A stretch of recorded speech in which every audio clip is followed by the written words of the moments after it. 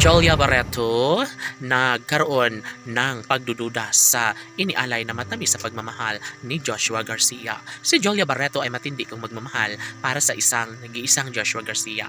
Ngunit walang saysay ang lahat, lalo na kapag mangyayari nga na makatuluyan nga at maibalik ang mga tamis ng nakaraan nilang dalawa ni Joshua at Jolia. Yes, si Joshua na ang nagsasabi na talaga nga namang mapanatag na ang kanyang buhay. Masaya na siya dahil sa pretty girl na si Catherine Bernardo na wala ng ibang hinahangad, wala ng ibang pinangarap na sanay magkaroon na nga sila ng forever na pagsasama ni Joshua at Jolia.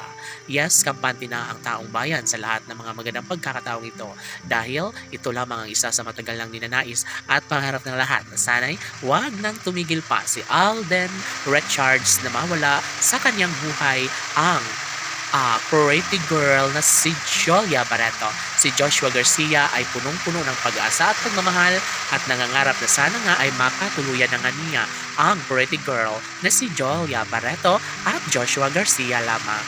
Tumitindi lalo ang pagmamahalang tunay na nararamdaman sa puso ng dalaga at binata, kaya kahit ano pa ang paninira na gawin ng mga bashers laban sa Joshua Love Team, ramdam na ramdam umano nila na mas nagkaroon ng buhay at mas lalong pinag-uusapan sa lahat ng social media platform ang relasyong tunay ni Jolia at Joshua.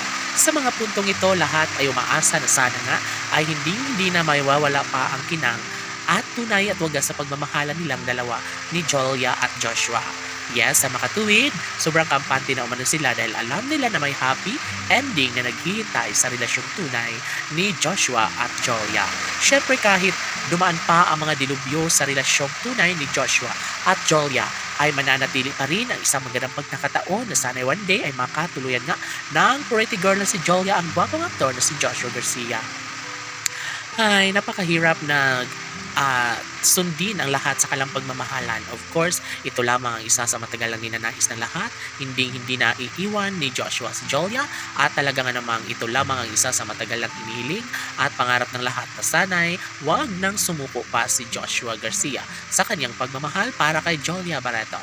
Dahil una sa lahat, mas kailangan nila na magtagumpay, mas kailangan na ibahagi ng Joshua Love Team ang katotohanan na sadyang tunay nga na mahal nila ang isa't isa ni Joshua at Jolia.